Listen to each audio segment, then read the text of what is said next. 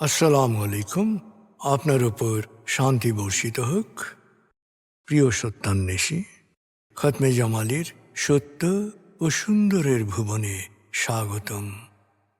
আসলে জীবনকে সুন্দর করার জন্য প্রয়োজন কোরআনের জ্ঞান।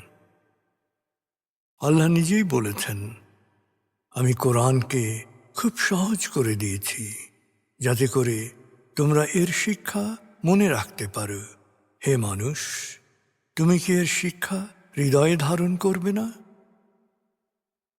সূরা কামারের 17, 22, 32 ও 40 নম্বর আয়াতে 4 বার আল্লাহ এই একই কথা বলেছেন। আসুন আমরা কোরআনের শিক্ষাকে হৃদয়ে ধারণ করার জন্যে পুরোপুরি মনোনিবেশ করি।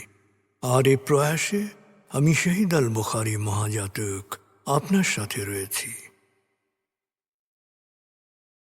হালকাভাবে চোখ বন্ধ করুন, নাক দিয়ে লম্বা দম নিন, ধীরে ধীরে মুখ দিয়ে দম ছাড়ুন।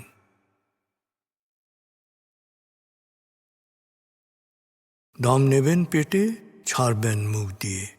দম নেওয়ার চেয়ে দম ছাড়তে সময় একটু বেশি নিন। এভাবে কয়েকবার দম নিন ও দম ছাড়ুন।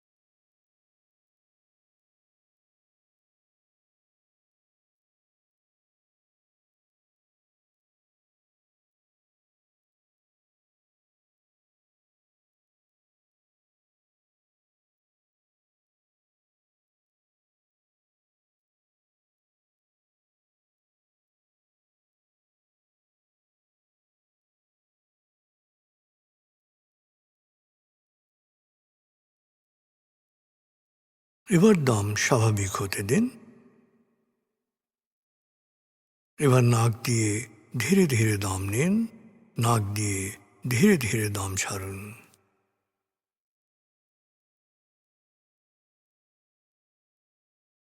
এভাবে কয়েকবার দম নিন, দম ছাড়ুন।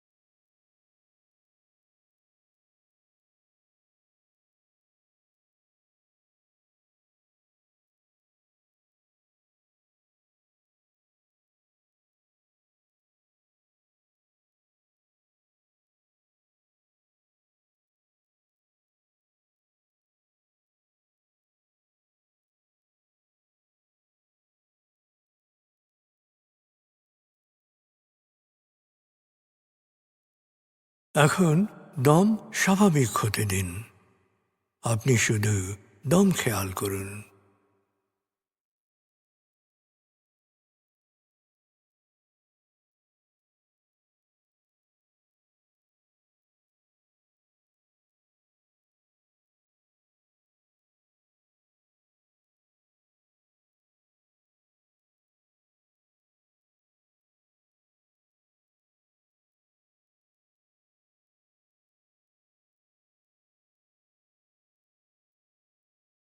প্রিয় সত্যান্বেষী, এবার আমরা ডুবে যাব সূরা ফাতিহার তেলাওয়াত ও মর্মবাণীতে। 1, সূরা ফাতিহা। أعوذ بالله من الشيطان الرجيم. بسم الله الرحمن الرحيم. الحمد لله رب العالمين. الرحمن الرحيم مالك يوم الدين إياك نعبد وإياك نستعين اهدنا الصراط المستقيم صراط الذين أنعمت عليهم غير المغضوب عليهم ولا الضالين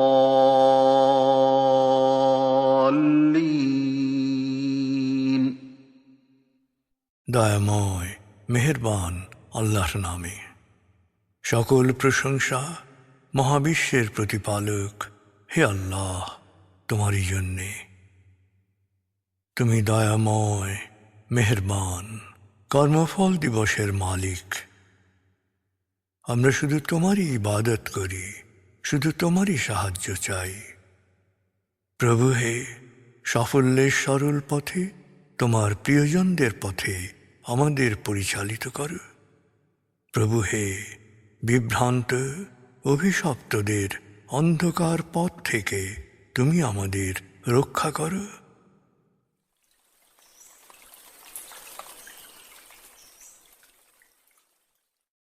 ভাব 128, প্রিয় সত্যান্বেষী।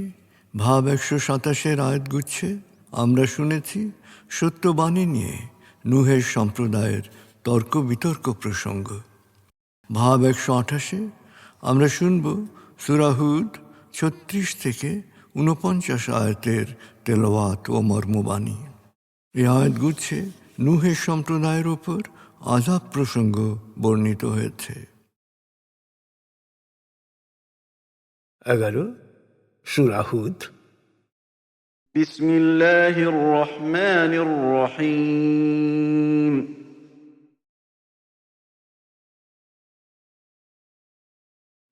وأوحي إلى نوح أنه لن يؤمن من قومك إلا من قد آمن فلا تبتئس بما كانوا يفعلون واصنع الفلك بأعيننا ووحينا ولا تخاطبني في الذين ظلموا إنهم مغرقون ويصنع الفلك وكلما مر عليه ملأ من قومه سخروا منه قال إن تسخروا منا فإنا نسخر منكم كما تسخرون فسوف تعلمون من يأتيه عذاب يخزيه ويحل عليه عذاب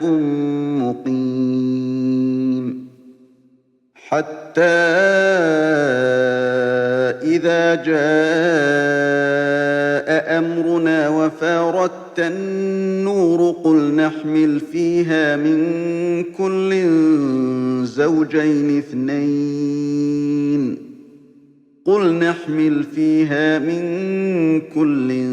زوجين اثنين وأهلك إلا من سبق عليه القول وما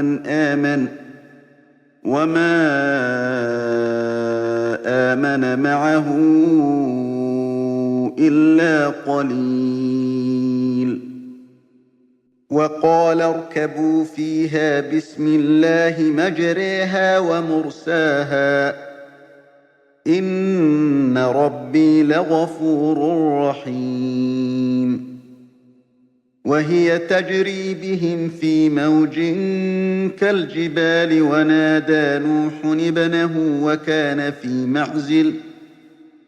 وكان في معزل يا بني اركب معنا ولا تكن مع الكافرين قال سآوي إلى جبل يعصمني من الماء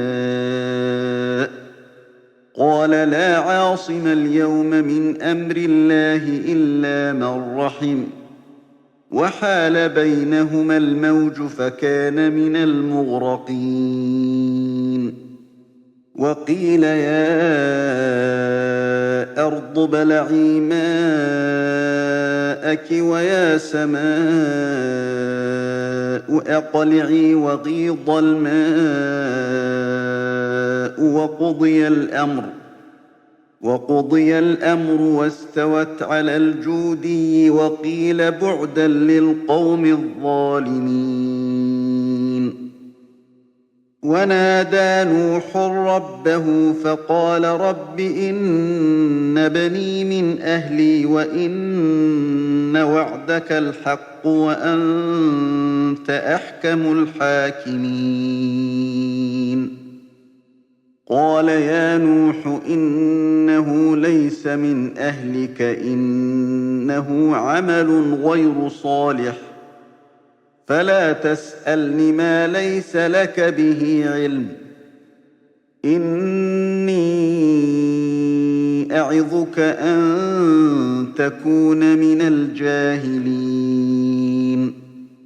قال رب إني أعوذ بك أن أسألك ما ليس لي به علم وإلا تغفر لي وترحمني أكن من الخاسرين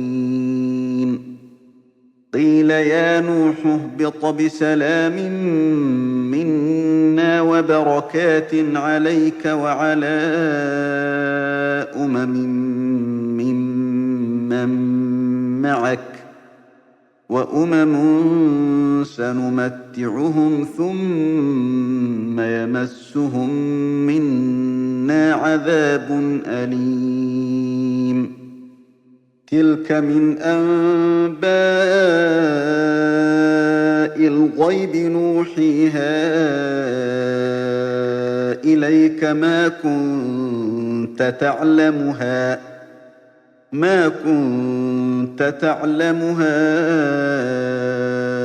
أنت ولا قومك من قبل هذا فاصبر إن العاقبة للمتقين দয়াময় মেহেরবান আল্লাহর নামে। নূহের প্রতি ওহী প্রেরণ করা হলো, যারা ইতোমধ্যেই তোমার উপর বিশ্বাস স্থাপন করেছে, তারা ছাড়া নতুন করে আর কেউ বিশ্বাস স্থাপন করবে না। অতএব ওদের অপতৎপরতায় তুমি বিন্দুমাত্র দুঃখিত হও না। তুমি আমার তত্ত্বাবধানে আমার প্রত্যাদেশ অনুসারে জাহাজ বানাতে শুরু করো এবং কোনো পাপিষ্ঠের ব্যাপারে আমার কাছে কোনো সুপারিশ করো না, ওরা সবাই ডুবে মরবে। নূহ জাহাজ বানাতে শুরু করল। যখন সম্প্রদায়ের নেতারা সেখান দিয়ে যেত তখন তারা উপহাস করত। নূহ তাদেরকে বলল, এখন তোমরা উপহাস করছো, করো, আমরাও উপহাস করার সময় পাব। সময় এলেই তোমরা জানতে পারবে এ পৃথিবীতে কার উপর অপমানকর আযাব নিপতিত হবে আর পরকালে কে স্থায়ী আযাবে নিমজ্জিত হবে। অবশেষে আমার নির্দেশে জমিন থেকে স্রোতের মতো পানি উঠতে লাগল। প্লাবন শুরু হলো। আমি নূহকে বললাম, প্রত্যেক জীব থেকে এক জোড়া করে জাহাজে ওঠাও।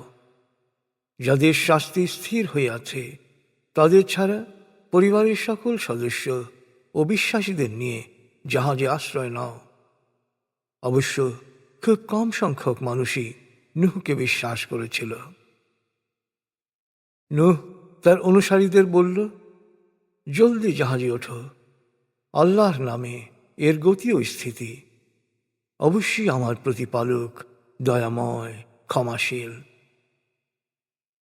পর্বত প্রমাণ তরঙ্গমালার মাঝে জাহাজ তাদেরকে নিয়ে ভাসতে লাগল। সেই মুহূর্তে দূরে অবস্থানকারী পুত্রকে লক্ষ্য করে নূহ চিৎকার করে বলল, হে আমার পুত্র, তাড়াতাড়ি আমাদের সাথে এসো, জাহাজে ওঠো, সত্য অস্বীকারীদের সাথে থেকো না। কিন্তু পুত্র বলল, আমি এখনই উঁচু পাহাড়ে আশ্রয় নেব, যা আমাকে প্লাবন থেকে রক্ষা করবে। নূহ বলল, আজ আল্লাহর সিদ্ধান্ত থেকে রক্ষা করার কেউ নেই। সেই শুধু রক্ষা পাবে যাকে আল্লাহ দয়া করবেন। এরপর এক বিশাল ঢেউ আড়াল করে ফেলল তাদের, আর পুত্র ডুবে গেল। এরপর আদেশ হল, জমিন পানি শুষে নাও, আকাশ ক্ষান্ত হও, পানি বর্ষণ বন্ধ করো। বন্যার পানি হ্রাস পেতে শুরু করল। যা হওয়ার তাই হল। জাহাজ গিয়ে ভিড়ল জুডি পাহাড়ে। বলা হলো, জালেমরা নিপাত যাক। নূহ তার প্রতিপালকের কাছে আরজ করল, হে আমার প্রতিপালক, আমার পুত্র তো আমার পরিবারেরই একজন। ওদিকে তোমার ওয়াদাও সত্য। নিশ্চয়ই তুমি বিচারকদের মধ্যে শ্রেষ্ঠ বিচারক। আল্লাহ জবাবে বললেন, হে নূহ, সে তোমার পরিবারভুক্ত নয়, সে তো দুরাচারীদের একজন। অতএব যে বিষয়ে তুমি জানো না, সে বিষয়ে আমাকে অনুরোধ করো না। আমি তোমাকে উপদেশ দিচ্ছি, নিজেকে অজ্ঞদের অন্তর্ভুক্ত করো না। নূহ সাথে সাথে বলল, হে আমার প্রতিপালক, যে বিষয়ে আমার জ্ঞান নেই, সে বিষয়ে অনুরোধ করা থেকে আমি তোমার কাছে পানাহ চাই। তুমি ক্ষমা না করলে, দয়া না করলে, নিশ্চয়ই আমি ক্ষতিগ্রস্ত হব। এরপর আল্লাহ বললেন, হে নূহ, জাহাজ থেকে নেমে পড়ো, আমার তরফ থেকে সালাম। বরকতে পূর্ণ হবে তোমার ও তোমার সাথে অবতরণকারীদের এবং তাদের সৎকর্মশীল উত্তরসূরিদের জীবন। কিন্তু অন্যদের, উত্তরসূরিদের মধ্যে যারা দুরাচারী হবে, তাদের কিছু সময়ের জন্যে জীবন উপভোগ করতে দেব, কিন্তু পরে কঠিন আযাব তাদের আলিঙ্গন করবে। হে নবী, গায়েবের এই সংবাদ আমি ওহীর মাধ্যমে তোমাকে জানাচ্ছি, যা তুমি জানতে না এবং তোমার সম্প্রদায়ও জানত না। তাই নূহের মতো ধৈর্য ধারণ করো। শুভ পরিণতি তো শুধু আল্লাহ সচেতনদের জন্যেই।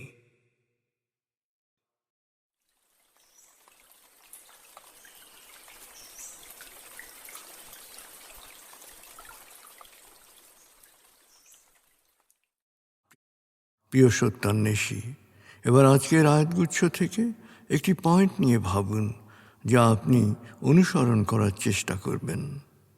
ভাবনাটা হতে পারে, 1. নূহের ছেলের নয়, পরিবারের কেউ দুরাচারী হলে আপনি কি তাকে সমর্থন করেন? তার প্রতি পক্ষপাতিত্ব করে আপনি কি নিজেকে অজ্ঞদের অন্তর্ভুক্ত করে ফেলেন? 2. সমাজে অশান্তি সৃষ্টিকারীদের কর্মের ফলে আল্লাহ আযাব আপতিত করেন। এই আযাব বা বালা মুসিবত থেকে রক্ষার জন্যে আপনাকে তার কাছেই প্রার্থনা করতে হবে। তার কাছে প্রার্থনা করার গুরুত্ব গভীরভাবে অনুধাবন করার চেষ্টা করুন।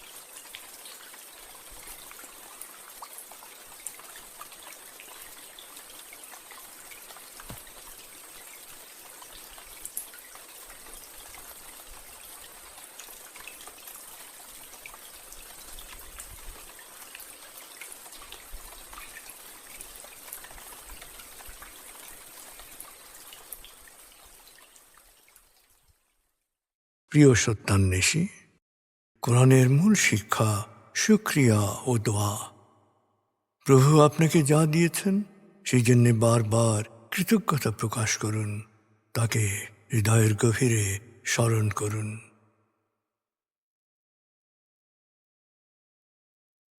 আল্লাহ আল্লাহ আল্লাহ আল্লাহ আল্লাহ আল্লাহ আল্লাহ আল্লাহ আল্লাহ আল্লাহ আল্লাহ।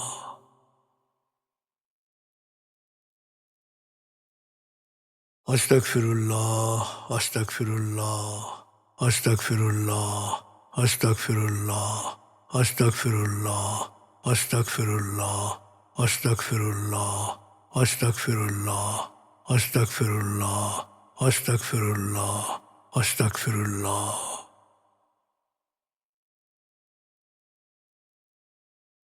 আসুন প্রার্থনায় ডুবে যাই। হে আমাদের প্রতিপালক, আমাদের ইহকাল ও পরকালের কল্যাণ দান করো। আগুনের শাস্তি থেকে তুমি আমাদের রক্ষা করো। হে আল্লাহ, পানাহ দাও ভয় ভীতি আতঙ্ক থেকে, অশান্তির আগুন থেকে, অস্থিরতা হতাশা পেরেশানি থেকে, দুঃখ কষ্ট থেকে, ঋণ ও কুফরি থেকে, অভাব আসক্তি ও নেতিবাচকতা থেকে।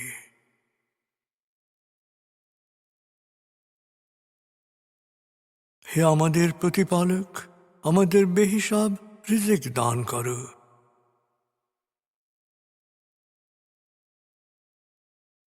হে নিরাময়কারী, আমাকে পরিপূর্ণ নিরাময় ও সুস্বাস্থ্য দান করো। প্রভু হে, আমার মা বাবা অভিভাবক শৈশবে যে মমতায় আমায় লালন করেছেন, তুমিও তাদের উপর সেরূপ করুণা বর্ষণ করো। হে আমাদের প্রতিপালক, আমার পরিবারকে প্রাজ্ঞ সুখী ও সমৃদ্ধশালী পরিবারে রূপান্তরিত করো।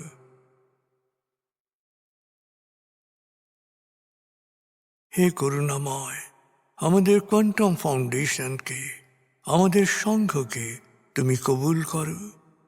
সংঘের প্রতিটি কাজে প্রবৃদ্ধি দান করো। সংঘের সবার উপর তোমার রহমত ও করুণা বর্ষণ করো।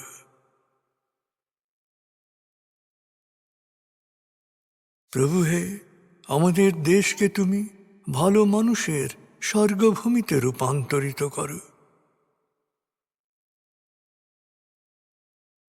হে করুণাময়, পৃথিবীর সকল শোষিত বঞ্চিত মানুষকে জালেমের জুলুম থেকে, শোষকের শোষণ থেকে মুক্তি দাও।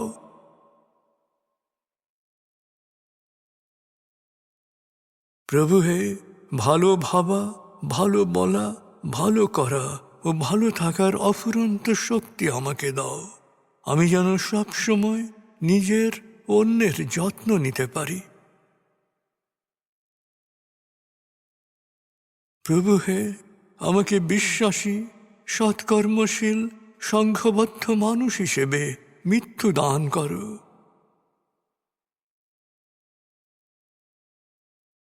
অনুভব করুন, আল্লাহ আপনার অন্তরেই আপনার কথা শুনছেন।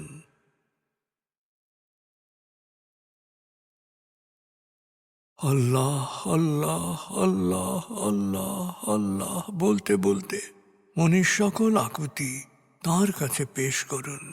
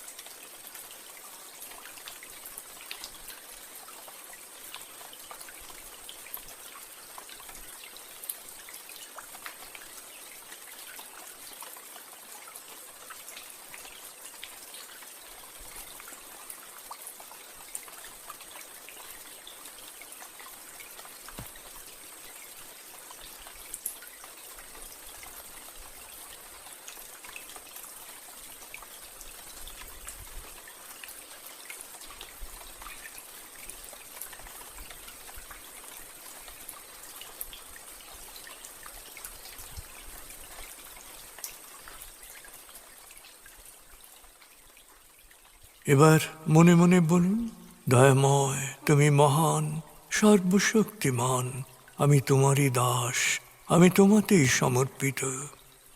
দয়াময় তুমি মহান, সর্বশক্তিমান, আমি তোমারই দাস, আমি তোমাতেই সমর্পিত।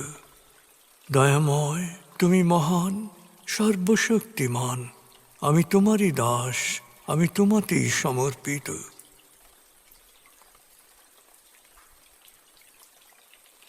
অনুভব করুন আল্লাহ আপনার প্রার্থনা কবুল করেছেন।